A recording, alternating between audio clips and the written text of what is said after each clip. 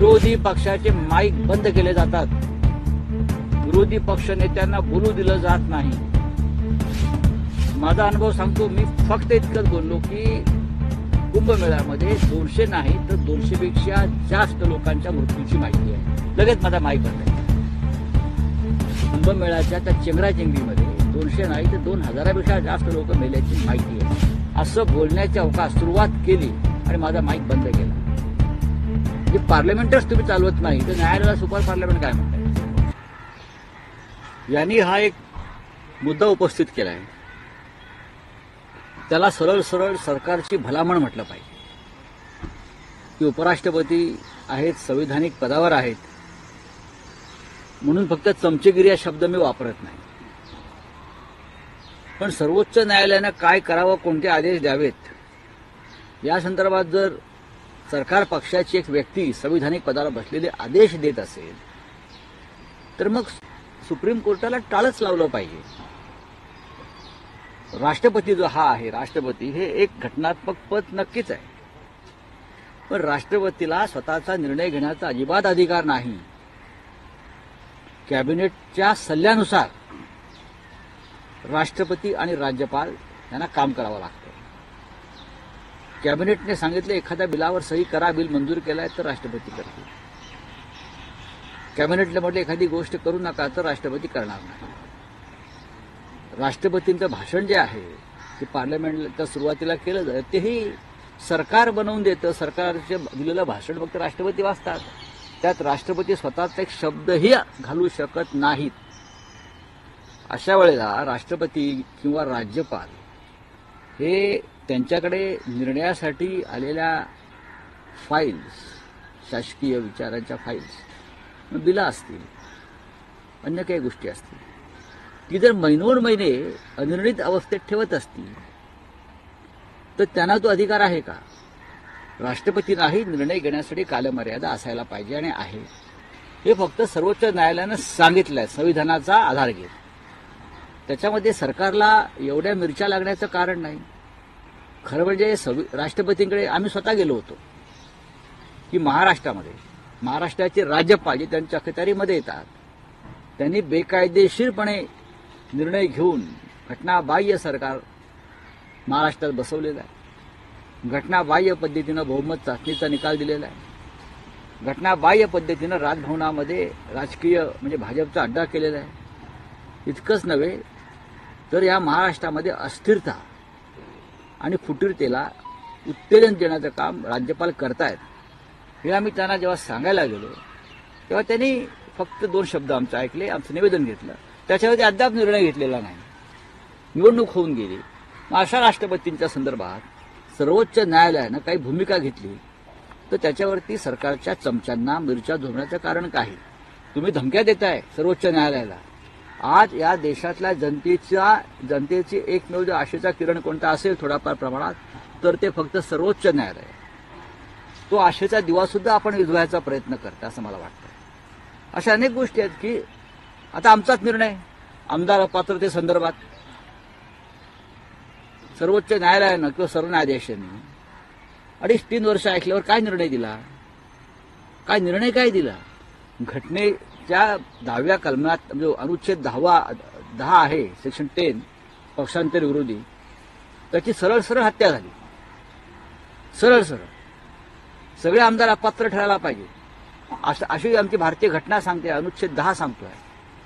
त्याचं पालन केलं नाही तेव्हा आमच्या उपराष्ट्रपतींना जाग आली नाही की सर्वोच्च न्यायालय चुकीचं वागते म्हणून। पण सरकारवर काही दिशादर्शक असं मार्गदर्शन सर्वोच्च न्यायालयानं केल्यावर त्याला मिरच्या लागतात। त्याच्यामुळे उद्या हे लोक म्हटले सर्वोच्च न्यायालयाची गरज नाही, टाळं लावा। सर्वोच्च न्यायालयाचा उल्लेख सुपर पार्लमेंट असा केला। मुळात पार्लमेंट राहिलेली नाही तर सुपर पार्लमेंट कशी काय? पार्लमेंटमध्ये देशाच्या आणि जनतेच्या प्रश्नावर चर्चा होऊ देत नाहीत अशा आमचे राज्यसभेचे चेअरमन यांना न्यायालयाची चिंता पडली की न्यायालय सुपर पार्लमेंट झालंय। काय हा प्रकार आहे? त्या पार्लमेंटमध्ये तुमचा देखील आवाज दाबला गेला होता, मात्र विरोधी पक्षाचे माईक बंद केले जातात, विरोधी पक्ष नेत्यांना बोलू दिलं जात नाही। माझा अनुभव सांगतो, मी फक्त इतकंच बोललो की कुंभमेळ्यामध्ये 200 नाही तर 200 पेक्षा जास्त लोकांच्या मृत्यूची माहिती आहे. लगेच माझा माईक बंद केला. कुंभमेळ्याच्या त्या चेंगराचेंगरीमध्ये 200 नाही तर 2000पेक्षा जास्त लोक मेल्याची माहिती आहे. असं बोलण्याची अवकाश सुरुवात केली आणि माझा माईक बंद केला. म्हणजे पार्लमेंटच तुम्ही चालवत नाही तर न्यायालयाला सुपर पार्लमेंट काय म्हणताय? सर, पक्ष फोडण्यासाठी टोळ्यांसारखा पोलिसांचा वापर केला जातो असं उद्धव ठाकरेंनी परखड मत मांडले. त्या अगोदर देखील टाळा लावून धमकी द्यायचं काम सुरू होतं काँग्रेसच्या राजनीतीत. तर हा विषय काय त्यांच्या भाषणामध्ये आलाय पक्षप्रमुखांचा. या निवडणुका जिंकण्यासाठी, निवडणुका लढवण्यासाठी पोलीस यंत्रणेचा कसा वापर केला जातो हे नवीन राहिलेलं नाही. कालच बीडमधलं एक पोलीस इन्स्पेक्टर किंवा काय PS आहे, काय त्याचं नाव, त्याला अटक केली. त्याने काय सांगितलं? EVM मशीनवरचा पहारा हटवण्यासाठी त्यांना 10 लाख रुपये दिले ना. काय चौकशी केली? म्हणजेच पोलीस यंत्रणेचा वापर हा प्रत्येक स्तरावर तुम्ही निवडणुका जिंकण्यासाठी, EVM मध्ये घोटाळा करण्यासाठी केलेला आहे. उद्धव साहेब तेच म्हणालेत काल. चला, काय आहे अजून? मराठी आणि म्हणजे मराठी हिंदी यात हिंदी भाषेची सक्ती हा वाद आता आणखी चिघळताना दिसतोय. बघा, चिघळत नाही आहे तो. राज ठाकरेंविरोधात पोलिसात तक्रार केली. हे सगळं ठरवून चाललं. महानगरपालिका निवडणुकीच्या आधी कोणता वाद निर्माण करता येईल ह्याच्यावरती कॅफेमध्ये खल झाला. आणि त्यानंतर बघा, मराठीच पाहिजे ना या मुंबईमध्ये, त्याच्याविषयी काय आक्षेप असण्याचं कारणच नाहीये. महाराष्ट्राला आणि मराठीला सगळ्यात जास्त धोका कोणापासून असेल तर हिंदीपासून असून तो गुजरातीपासून आहे. लक्षात घ्या, महाराष्ट्राला आणि मराठीला सगळ्यात जास्त खतरा, डेंजर, धोका हा कोणापासून असेल तर तो गुजराती लॉबीपासून आहे, गुजराती भाषेपासून आहे. ज्यांनी संपूर्ण पश्चिम मुंबईचं गुजरातीकरण करण्याचा प्रयत्न केला त्याच्यावरती गाव कोणी बोलत नाही. भाजपला वाईट वाटेल म्हणून काय? त्याच्यावरती कॅफेत चर्चा होते का? त्याच्यामध्ये कधी कॅफेवर चर्चा झाली का? त्याच्यावरती कधी कोणी या गुजराती लॉबीच्या विरुद्ध किंवा गुजराती भाषेच्या आक्रमणाविरुद्ध महाराष्ट्रावर कुणी काळं फासणं, किंवा जे गुजराती बोर्ड लागलेले आहेत ते जाळणं, ते आम्ही करतो आहोत. हिंदीच्या सक्तीविरुद्ध आमचा वाद आहे. हिंदी भाषेला वाद असण्याचं कारण नाही. आणि हे शैक्षणिक धोरणाच्या भागापुरतं मर्यादित आहे. पण महापालिका निवडणुकीच्या आधी त्यांना हे नवीन नवीन वाद निर्माण करायचे आहेत. कॅफे पण चालला पाहिजे ना. नाही, पण राऊत साहेब, तुम्ही ज्यावेळेस मनसेवर असा एक आरोप करतात, टीका मी करतात, मनसर कुठे, मी कॅफेमध्ये चर्चा होतात. पण तेही हा मुद्दा उपस्थित करतात की आदित्य ठाकरेंनी त्यांच्या प्रचारात वरळीत केमछोचे बॅनर लावले होते. केमछो बघा, त्यांनी एक बॅनर लावला केमछो, आम्ही लावला तो. आम्ही कोणावरती आक्रमण केलं नाही की त्याने आक्रमण केलं नाही. पण सरळ सरळ गुजरातमधून येणारे नेते, घाटकोपरची भाषा गुजराती, बोरिवलीची भाषा गुजराती, अमुक अमुक भागाची भाषा गुजराती, ह्याच्यावरती हे का उसळत नाहीत? का अमित शहाना वाईट वाटेल म्हणून की नरेंद्र मोदी, फडणवीस यांना मानसिक त्रास होईल म्हणून अशा प्रकारे हिंदी विरोध सुरू केलाय? या देशामध्ये मी देशाची भूमिका म्हणतो, एक संपर्क भाषा म्हणून हिंदी ही आहेच. राष्ट्रभाषेचा दर्जा तिला दिला जरी राष्ट्रभाषा नसली, कारण संपूर्ण देशामध्ये कोणतीही तरी एक भाषा पाहिजे, ती हिंदी आहे. हा, शालेय अभ्यासक्रमासंदर्भात महाराष्ट्रामध्ये मराठी पहिला क्रमांकावर असायला पाहिजे. आणि मराठी पहिला क्रमांकावर असण्यासंदर्भात कोणाचं दुमतच नाहीये. तुम्ही तिसऱ्या भाषेच्या, त्रिसूत्री भाषा जो आहे प्रकार, हा विषय तिसऱ्या भाषेसंदर्भात आहे. ज्याला घ्यायचे ते घेतील, पण सक्ती करायची नाही. मिस्टर फडणवीस, हा महाराष्ट्र आहे. आम्ही बोलतोय ना हिंदी. आम्ही दिल्लीत देशात जाऊन हिंदीच बोलतो. आमची मुलं परदेशात शिकत नाहीयेत. आमची मुलं पॉप संगीत गात नाहीयेत. लक्षात घ्या. तुम्हाला असं वाटत नाही का की दक्षिणेतले लोक जितके त्यांच्या भाषा आणि अस्मितेविषयी कडवट आहेत, तितके मराठी लोक आपल्या भाषा अस्मितेसाठी कडवटपणा कमी दाखवत आहेत? त्यामुळे तुमचा गैरसमज आहे. दक्षिणेतले लोक हा जो विषय आहे ना, तर दक्षिणेतले राज्यकर्ते म्हटलं पाहिजे. दक्षिणेतले राज्यकर्ते कडवट आहेत, जेवढा आमचे नाही आहेत. आमचे गुलाम आहेत ना, आमचे व्यापारी आहेत, आमचे धंदेवाईक आहेत, आमचे दिल्लीचे चरणदास आहेत. आता हे सगळे राज्यकर्ते, आता राज ठाकरे अमित शहाशी कोणत्या भाषेत बोलतात? कोणत्या भाषेत बोलतात? राज ठाकरे मोदींशी कोणत्या भाषेत बोलतात स्पष्ट करा. किंवा आता एकनाथ शिंदे आणि त्यांची जी टोळी आहे संशी, ते अमित शहा आणि म्हणजे कोणते नरेंद्र मोदीशी कोणत्या भाषेत बोलतात? इंग्रजीमध्ये बोलतात, जर्मनीमध्ये बोलतात की फ्रेंच भाषा? त्यांनी फ्रेंचचा कोर्स केला आहे, सांगावं त्यांनी. तुम्हाला संपर्क भाषा म्हणून, संवादाची भाषा म्हणून हिंदीतच संवाद करावा लागतो. ज्याचे इंग्रजीचे वांदे आहेत त्यांना हिंदीचा आधार घ्यावाच लागतो ना. की कशाला नाटकं करताय? शालेय शिक्षण बघा, 5वी नंतर आम्ही हिंदी शिकलो शाळेत, ते आमचं अजूनही हिंदी मजबूत आहे. या मुंबईमध्ये किंवा महाराष्ट्रात आणि देशात फिरताना आम्हाला हिंदीचा आधार घ्यावा लागतो. मी तर चेन्नई, बेंगलोरला हिंदीत बोलतो जाऊन, मला कोणी अडवत नाही. इंग्लिशही बोलतो. मराठीवरती आम्ही आक्रमण होऊ देणार नाही, ही आमची भूमिका कायम आहे. म्हणजे मराठी आई आहे, इतर भाषा आमच्या मावश्या आहेत. आम्ही मावश्या मारून आई मारून मावश्यांचं रक्षण नाही करणार, ही बाळासाहेब ठाकरेंची भूमिका आहे. हे आम्हाला काय सांगतायत? की त्या ठिकाणी एका महिलेचा मृत्यू झालाय. वर्धा, अकोला या ठिकाणी देखील मोठ्या प्रमाणामध्ये अजूनही पाणी टंचाईमुळे महिलांचे मृत्यू झालेले आहेत. काय वाटतं, या भीषण पाणी टंचाईबद्दल सरकार गंभीर आहे असं वाटतं? सरकार अजिबात गंभीर नाही ना. पाण्याच्या प्रश्नावर सरकार, मुंबईमध्ये पाण्यासाठी मोर्चे निघतात प्रथमच, नाशिकमध्ये मोर्चे निघतात पाण्यासाठी, यवतमाळ म्हणजे विदर्भ, मराठवाडा तर तहानलेलाच आहे. मृत्यू होत आहेत पाण्याशिवाय तडफडून. काय राज्याचे 2 उपमुख्यमंत्री आणि मुख्यमंत्री करतायत सांगावं ना जरा, काय करतायत? हे सगळे टँकर माफियांचे सूत्रधार आहेत. भारतीय जनता पक्षामध्ये जे अर्थपुरवठा आहेत करणारे, हे सगळे मोठ्या प्रमाणात टँकर माफिया सुद्धा आहेत. या टँकर माफियांकडून हे पैसे घेत आहेत. राज्य हे मंत्री, आमदार, खासदार भाजपचे किंवा एसएनसीचे, हे काय करणार? आम्हाला पाणी देणार? कुठून आणणार आहे पाणी? हे यांच्याकडे काय योजना आहे? यांच्याकडे कोणत्याही प्रकारची पाण्याच्या संदर्भातल्या योजना नाही आहे. हे अत्यंत दुर्दैव आहे महाराष्ट्रात.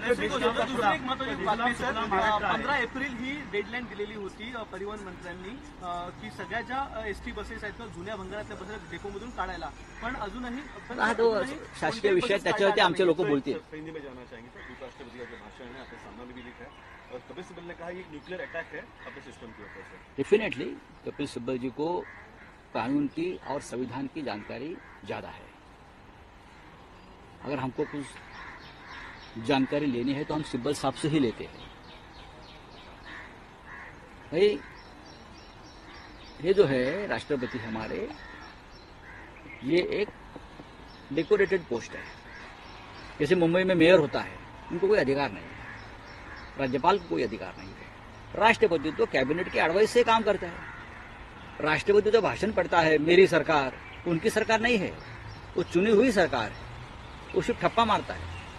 उनको रबर स्टैम्प कहा जाता है ना, और रबर स्टैम्प की उपाधि किसने दी? बीजेपी ने दी है, संघ ने दी है रबर स्टैम्प. तो अगर रबर स्टैम्प को कहा है कि आप आपके पास जो कागज है उसके ऊपर स्टैम्प मारने का काम, रबर स्टैम्प मारने का काम फास्ट कर लीजिए, काम बहुत पेंडिंग है, तो उसमें गलत क्या है? सुप्रीम कोर्ट को यह अधिकार है, यह अधिकार संविधान ने दिया है कि राष्ट्रपति को भी वो मार्गदर्शन कर सकते हैं. अगर राष्ट्रपति को कैबिनेट मार्गदर्शन कर सकती है, प्रधानमंत्री मार्गदर्शन कर सकते हैं, तो सर्वोच्च न्यायालय क्यों नहीं कर सकते भाई? क्यों नहीं कर सकते? आप, आपके पास विधेयक जाएंगे, बिल जाएंगे, कुछ कागज जाएंगे, तो आप महीनों 5-5, 6-6 महीने निर्णय नहीं लेंगे तो देश कैसा चलेगा? गवर्नर हाउस में तमिलनाडु में क्या हुआ? कैबिनेट ने या विधानसभा में जो विधेयक मंजूर किए, आप उनको भी 4-4, 5-5 महीने क्लियर नहीं करते. सुप्रीम कोर्ट ने कहा है ना ये बात. लेकिन अगर सरकार की चमचेगिरी किसी को करनी है संवैधानिक पद पर बैठे व्यक्ति को, तो उनको कौन रोक सकता है? हम लोग गए थे राष्ट्रपति जी के पास, जब वहां यहाँ के राज्यपाल ने गैर कानूनी काम किया, एक असंवैधानिक सरकार बिठाई, हमारा विधानसभा का स्पीकर का चुनाव तक नहीं होने दिया, ये सब हमारी शिकायत लेकर गए. तो क्या किया राष्ट्रपति ने? अब तक निर्णय नहीं हुआ है उसके ऊपर. तो राष्ट्रपति के पास जाना क्यों है भाई? अगर आप निर्णय नहीं ले सकते, आप मोदी जी को पूछेंगे, आप बीजेपी के प्रेसिडेंट से पूछेंगे क्या करना है, तो आपके पास क्यों जाना है? सर्वोच्च न्यायालय ने, सुप्रीम कोर्ट ने तो यही कहा है. हाँ सर, राज्यपाल को जो है लिमिट दी गई है, जो शनि ने ट्वीट किया हुआ है, पर अपने जो राष्ट्रपति थे जो बंगाल में थे उस वक्त उनकी भी एक मनमानी चालू थी, तो ये कहा कि ये गलत है, ये एक तरीके से हम पे अटैक किया जा रहा है टाइम लिमिट बनाकर. कि आपको उसका, आज के जो राज्यपाल है वो संघ के प्रचारक है. आप तमिलनाडु के राज्यपाल की बात देखिए क्या कर रहे हो। राजभवन में संघ की शाखा चला रहे हैं। अगर आपको संघ की शाखा चलानी है या संघ में काम करना है तो आपको कोई रोकेगा नहीं। वो आपका एक व्यक्तिगत स्वतंत्र है, तो आप इस्तीफा दीजिए और बाहर जाइए। आज हर एवरी राजभवन क्या चल रहा है, बीजेपी का अड्डा बन गया है, राजनीतिक अड्डा बन गया है। संविधान उसे मान्यता नहीं दे रही है, फिर भी ये हो रहा है। तो हमारे उपराष्ट्रपति हमारे राज्यपालों को कभी डांटता है क्या कि भाई ये ठीक नहीं है, राजभवन में जो चल रहा है ना गुंडागर्दी, ये बंद करो। लेकिन जब सुप्रीम कोर्ट ने अपने अधिकार का इस्तेमाल करके राष्ट्रपति जी को कुछ मार्गदर्शन किया है तो सबको मिर्ची लगती है। डॉक्टर साहब, राज ठाकरे हिंदी भाषा के सख्ती के खिलाफ है। राज्य सरकार की जो नई एजुकेशन पॉलिसी है उसमें उन्होंने आक्षेप व्यक्त किया है और महाराष्ट्र को या मराठी भाषा को सबसे ज्यादा खतरा अगर किसी से है वो हिंदी भाषा से नहीं है। हिंदी तो हमारी राष्ट्रभाषा का दर्जा मिलने वाली एक बड़ी भाषा है, पूरे देश में बोली जाती है, हम बोलते हैं। मैं अभी बोल रहा हूँ ना, मुझे कुछ किसने रोका है? पार्लियामेंट में मैं कोशिश करता हूँ कि मैं हिंदी में ही बोलूँ, मेरी भाषा का सम्मान रखूँ। लेकिन महाराष्ट्र को, मराठी भाषा को सबसे बड़ा धोखा है वो गुजराती से है। पूरा मराठी पर गुजराती भाषा का आक्रमण और गुजराती संस्कृति का आक्रमण जो हो रहा है जानबूझकर, कुछ व्यापारी कर रहे हैं, उससे धोखा है। हमको उसके खिलाफ बात करनी चाहिए, उसके खिलाफ लड़ना चाहिए। कोई आता है नेता बीजेपी का और बोलता है इस एरिया फलाना महाराष्ट्र का एरिया, उसकी भाषा गुजराती है। आप कौन हो भाई? उसके ऊपर राज ठाकरे के लोगों ने कुछ आवाज उठाया क्या? अगर आवाज उठाएंगे तो मोदी और शाह नाराज होंगे, फिर गुजरात आ गया। मेरा ये सवाल है वो लोगों से कि आप मोदी जी और शाह जी से जब मिलते हो जाकर दिल्ली में, किस भाषा में बात करते हो? गुजराती में करते हो या हिंदी में करते हो? महाराष्ट्र को बता दीजिए कौन से भाषा में आप बात करते हो वो लोगों से, बताइए। हिंदी में ही करते हो तो हिंदी विरोध क्यों है? हाँ, एजुकेशन सिस्टम में किसी भी भाषा की सख्ती नहीं होनी चाहिए और मातृभाषा जो है हमारी सबसे ऊपर होनी चाहिए। यहाँ इसलिए तो लिंग्विस्टिक स्टेट बने हैं। महाराष्ट्र ने तो 106 शहीदों की बलि चढ़ाई है। यहाँ सबसे ऊपर रहेगी हमारी मातृभाषा, चाहे मराठी हो, चाहे बंगाली हो, चाहे गुजराती हो, चाहे पंजाबी हो, चाहे तमिल हो, चाहे कन्नड़ हो, चाहे मलयाली हो, हिंदी हो। मातृभाषा सबसे ऊपर है, बाद में सब जो है अपनी अपनी इच्छा से नहीं, करें। राउत साहब, लेकिन एक सवाल ये है कि इलेक्शन कैंपेन में शिवसेना भी गुजराती कैंपेन करते, केंद्र नहीं। गुजराती, नहीं। जैसे आदित्य ठाकरे के वो आदित्य ठाकरे के पोस्टर लगे तो क्या हो गया? तो आप उसे आक्रमण बोलते हो, मैं आक्रमण की बात कर रहा हूँ। हम सब भाषा का और सब लोगों का सम्मान करते हैं। आप ये छोटी छोटी बात लेकर सवाल मत करिए। अगर मैं जहाँ रहता हूँ वहाँ गुजराती भाई है मेरे साथ अभी बैठे, उनसे हमारे क्या झगड़ा है? मैं आक्रमण की बात कर रहा हूँ, मैं उनकी गुजराती भाषा का सम्मान करता हूँ। मैं गुजराती थिएटर जाकर देखता हूँ। मैं ऐसा आदमी हूँ जैसे हिंदी थिएटर देखता हूँ वैसे गुजराती थिएटर का भी सम्मान करता हूँ। चलिए, थैंक यू।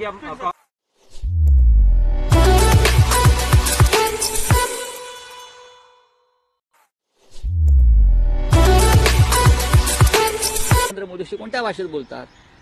इंग्रजीमध्ये बोलतात, जर्मनीमध्ये बोलतात की फ्रेंच भाषा? त्यांनी फ्रेंचचा कोर्स केला आहे, सांगावं त्यांनी। तुम्हाला संपर्क भाषा म्हणून, संवादाची भाषा म्हणून हिंदीतच संवाद करावा लागतो। ज्याचे इंग्रजीचे वांदे आहेत त्यांना हिंदीचा आधार घ्यावाच लागतो ना। ही कशाला नाटकं करताय? शालेय शिक्षण बघा, 5वी नंतर आम्ही हिंदी शिकलो शाळेत, ते आमचं अजून हिंदी मजबूत आहे। या मुंबईमध्ये किंवा महाराष्ट्रात आणि देशात फिरताना आम्हाला हिंदीचा आधार घ्यावा लागतो। मी तर चेन्नई बेंगलोरला हिंदीत बोलतो जाऊन, मला कोणी अडवत नाही, इंग्लिशही बोलतो। मराठीवरती आम्ही आक्रमण होऊ देणार नाही, ही आमची भूमिका कायम आहे। म्हणजे मराठी आई आहे, इतर भाषा आमच्या मावश्या आहेत। आम्ही मावश्या मारून आई मारून मावश्यांचं रक्षण नाही करणार, ही बाळासाहेब ठाकरेंची भूमिका आहे। हे आम्हाला काय सांगतायत? सर, दोन प्रश्न आहेत महत्वाचे। एक तर